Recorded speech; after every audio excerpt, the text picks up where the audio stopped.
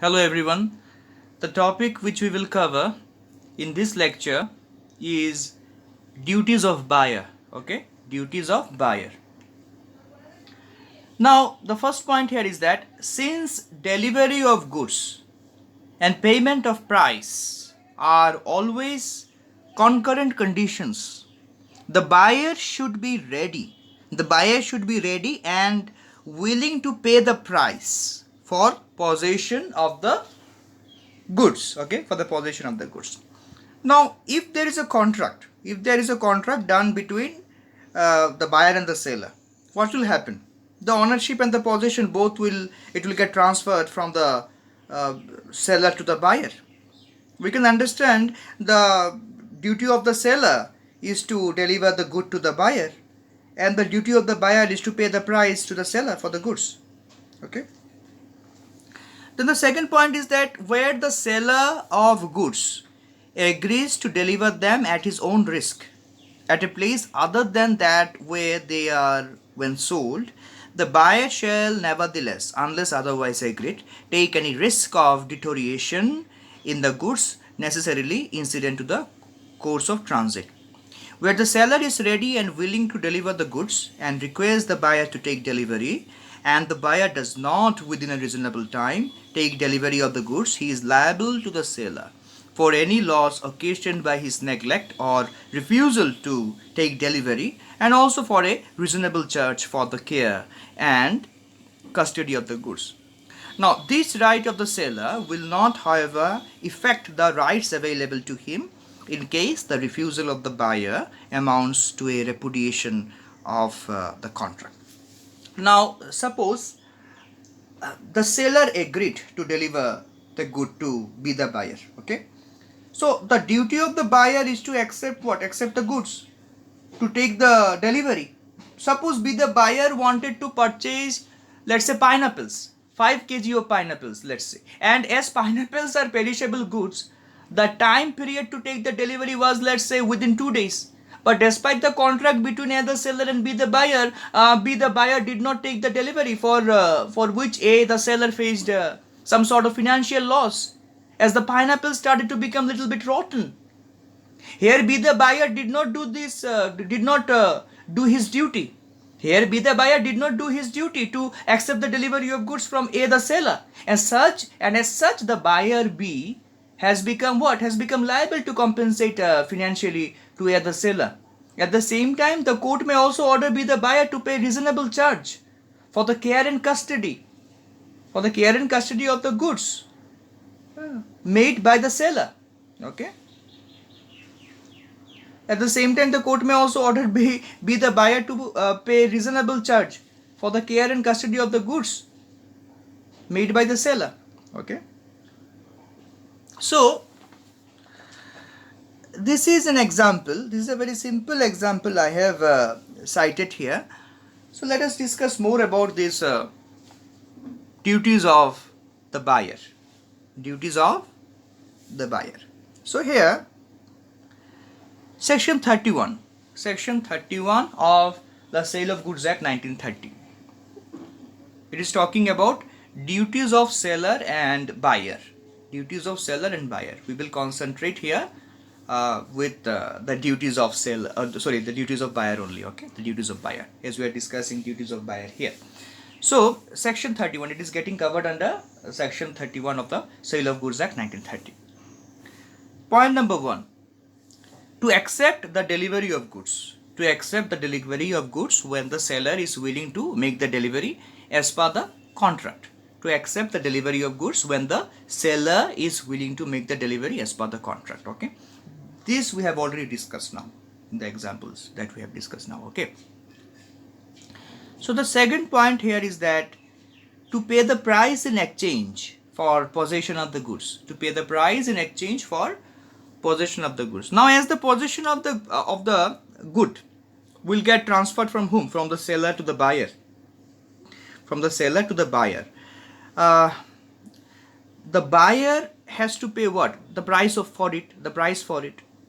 As the possession of the good will get transferred from the seller to the buyer has to pay the price for it. So with the transfer of possession, as the ownership is also getting transferred. So it is the duty of the buyer. It is the duty of the buyer to pay the to pay the price. Okay, it is the duty of the buyer to pay the price.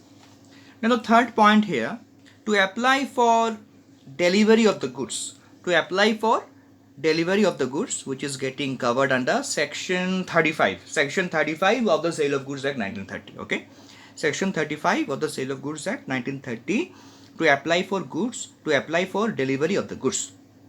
Now to get the delivery of the good from the seller, the buyer should apply for the delivery of good and should communicate about the same to the seller, so that the good can be delivered to the buyer. Okay, now the fourth point is to demand delivery of the goods at a reasonable hour.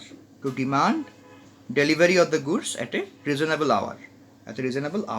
So which is getting covered under section 36 subsection 4. Section 36 subsection 4. It is talking about reasonable time. Reasonable time here will be applicable. Let me cite one example here. Let's say A the seller is supposed to supply apples, which are as we have discussed, perishable goods. To whom? To be the buyer.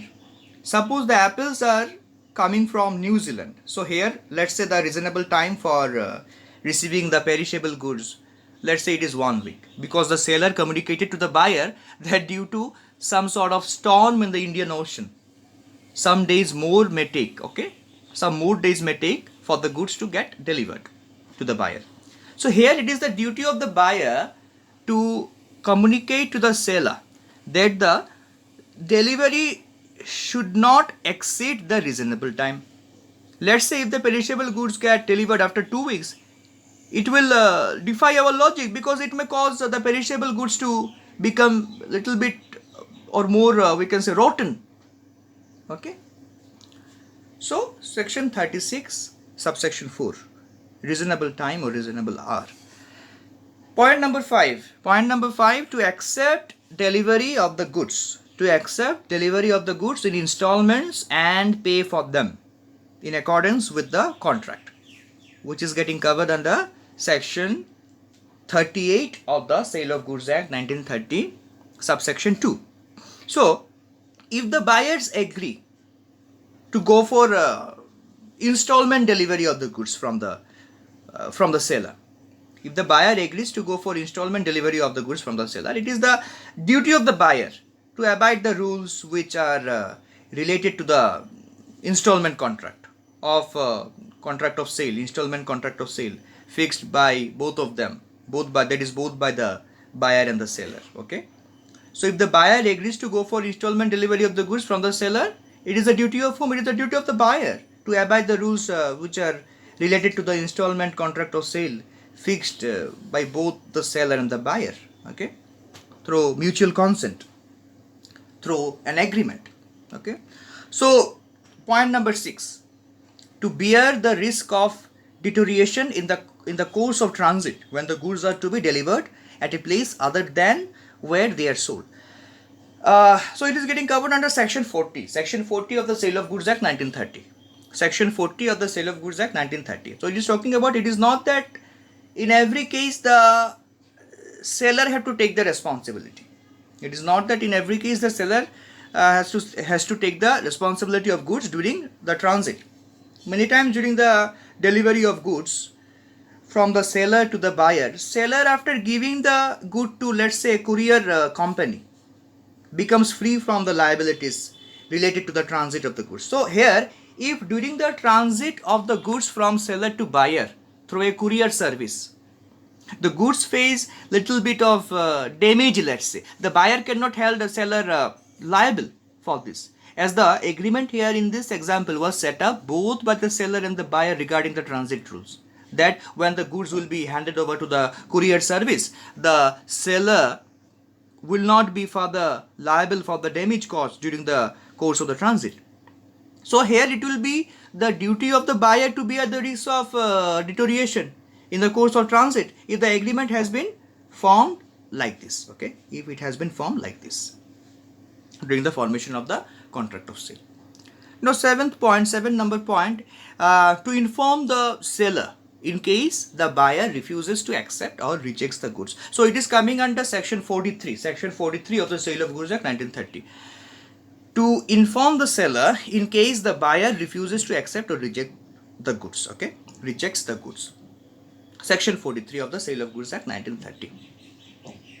So if the buyer is not satisfied with the goods, let's say, or wants to reject the goods, the buyer must communicate about the same to whom? To the seller. So it is a duty of the buyer here also, okay? It is a duty of the buyer. Point number 8, to take the delivery of the goods within a reasonable time after the seller tenders the delivery. To take the delivery of the goods within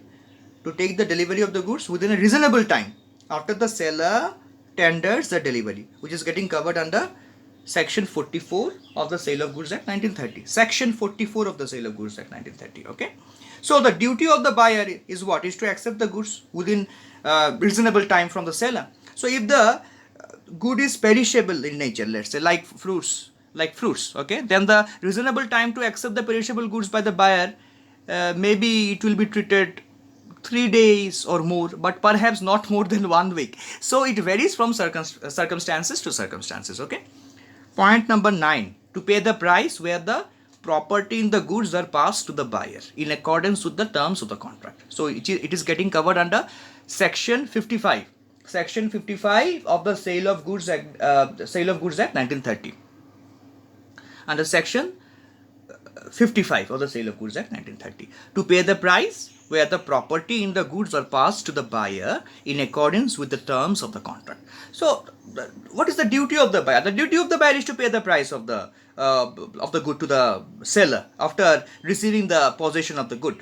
The duty of the buyer is to pay the price to the seller after receiving the possession of the good. Okay. So, if it is not done by the buyer, then the seller may sue the buyer for the price of the goods. Okay. This is simple. Then point number 10, to pay damages for non-acceptance of goods.